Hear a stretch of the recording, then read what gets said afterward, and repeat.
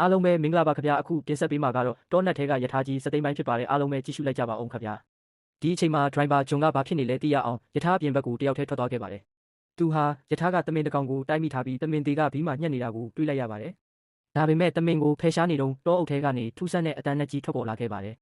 နောက်တစ်ခဏကြာမှာတော့လူသားတစ်ပိုင်းဝန်ပလွေတစ်ပိုင်းဖြစ်နေတဲ့တတဝါဆိုးကြီးကအမောက်ထဲကနေထွက်လာပြီးဂျွန်ကိုရက်ရက်ဆက်ဆက်တက်ဖြတ်လိုက်ပါတော့ယထာထဲမှာတော့ဂျွန်ပြန်မလာတာကြာနေပြီဖြစ်လို့ဂျိုးကတခုခုတော့မှားနေပြီဆိုတာသိလာပါတယ်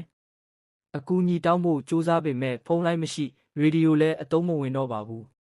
နောက်ဆုံးမှာခီးတဲ့အားလုံးကယထာကိုစွန့်ခွာပြီးနောက်ဘူတာစီလမ်းလျှောက်သွားဖို့ဆုံးဖြတ်လိုက်ကြပါတယ်ဒါပေမဲ့ယထာနဲ့မဝေးသေးခင်မှာပဲခြုံပုတ်ထဲကနေဂျွန်ရဲ့စုပ်ပြက်နေတဲ့အလောင်းကိုတွေးလိုက်ရပြီးအားလုံးတွေးပြတ်သွားကြပါတယ်ယထာစီပြန်ပြေးနေတော့ဝန်ပလွေတတဝါကြီးကလိုက်လံတိုက်ခိုက်ခဲ့ပြီးဂျန်နီဆိုတဲ့အမျိုးသမီးတစ်ယောက်ကိုကိုက်သွားခဲ့ပါတော့တယ်ခရီးသည်တွေယထာထဲပြန်ရောက်လာပေမဲ့အန်ရယ်ကမပြီးသေးပါဘူးအပြင်ဘက်ကနေဝန်ပလွေတတဝါကြီးဟာတကားတွေကိုအားပြင်းပြင်းနဲ့ထူရိုက်နေခဲ့ပါတယ်ကံကောင်းတာကခရီးသည်တွေထဲမှာဘီလီဆိုတဲ့အင်ဂျင်နီယာတယောက်ပါလာခဲ့ပါတယ်သူစစ်ဆေးကြည့်တဲ့အခါယထာစီတိုင်ကြီးပေါက်သွားလို့ယထာမောင်းလို့မရတော့ဘူးဆိုတာသိလိုက်ရပါတယ်ဒီလိုနဲ့အားလုံးယထာထဲမှာပိတ်မိနေကြပါပြီဘက်ကနေဝန်ပလွေတတဝါကြီးဟာတကားတွေကိုအားပြင်းပြင်းနဲ့ထူရိုက်နေခဲ့ပါတယ်နောက်တော့နီနာဆိုတဲ့ကောင်မလေးရဲ့ဖုန်းကလိုင်းခဏတက်လာခဲ့ပါတယ်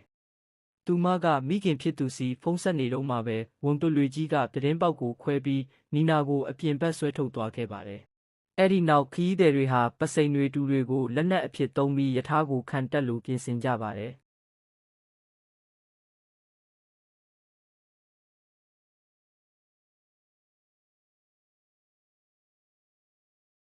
ဒါပေမဲ့ဂျန်နီရဲ့ဒဏ်ရာကထူးဆန်းလာပါတယ်သူမရဲ့သွားတွေဆွဲထွက်လာပြီးဝန်ပုတ်လွေဗိုင်းရပ်စ်ကူးစက်ခံထားရကြောင်းသိလိုက်ရပါတယ်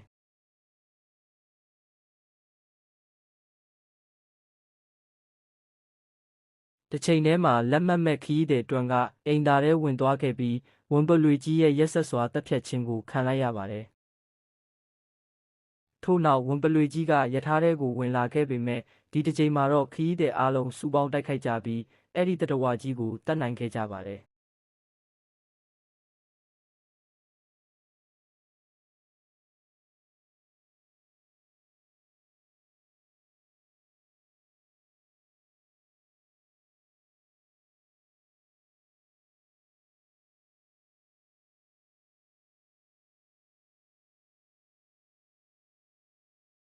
သူတို့မသိသေးတာကအန်ရဟာအခုမှစတာပဲဖြစ်ပါတယ်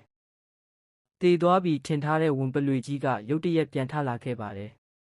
တစ်ချိန်တည်းမှာပဲကိုက်ခံထားရတဲ့ဂျန်နီကလည်းဝန်ပလွေအဖြစ်လုံးဝပြောင်းလဲသွားခဲ့ပါတယ်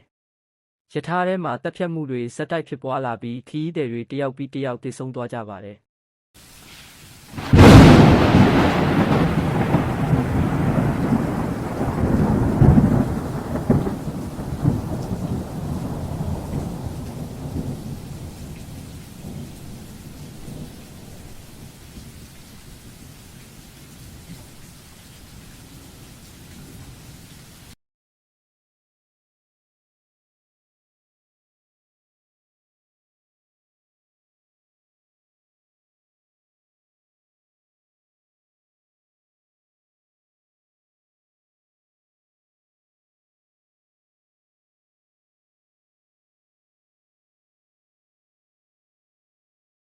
ယထာထဲမှာတပ်ဖြတ်မှုတွေစက်တိုက်ဖြစ်ပွားလာပြီးခီးသည်တွေတယောက်ပြီးတယောက်သေဆုံးသွားကြပါတယ်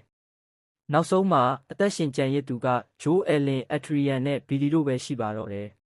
ဘီလီကအသက်ဆုံးပြီးယထာကိုပြန်မောင်းနိုင်အောင်ပြုပြင်ပေးခဲ့ပေမဲ့သူကိုယ်တိုင်ကတော့ဝန်ပလွေတွေရဲ့အစာဖြစ်သွားခဲ့ရပါတယ်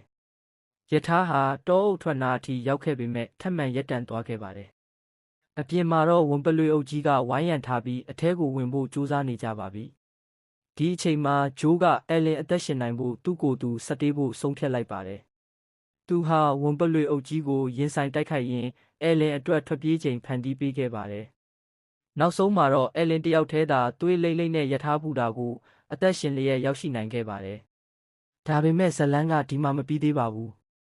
တောအုပ်ထဲမှာပျောက်ဆုံးနေတဲ့အက်ထရီယန်ကဂျိုးအသက်ရှင်သေးတယ်ထင်ပြီးလူတစ်ယောက်စီချင်းကပ်သွားခဲ့ပါတယ်ဒါပေမဲ့အဲ့ဒီလူဟာဂျိုးမဟုတ်တော့ပါဘူး ဝင်ပလွေဖြစ်ပြောင်းလဲသွားတဲ့ဂျိုးကအက်ဒရီယန်ကိုလှည့်ကိုက်လိုက်ချိန်မှာတော့ဒီထိတ်လန့်ဖွယ်ဇလန်းလေးကပြီးဆုံးသွားပါတော့တယ်ဒီဗီဒီယိုလေးကိုသဘောကျတယ်ဆိုရင် like share လုပ်ပေးဖို့မမေ့ပါနဲ့ဦးနော်နောက်ထပ်ဘယ်လိုဇာတ်ကားမျိုးတွေကိုတင်ဆက်ပေးစေချင်လဲဆိုတာ comment မှာရေးပေးခဲ့လို့ရပါတယ်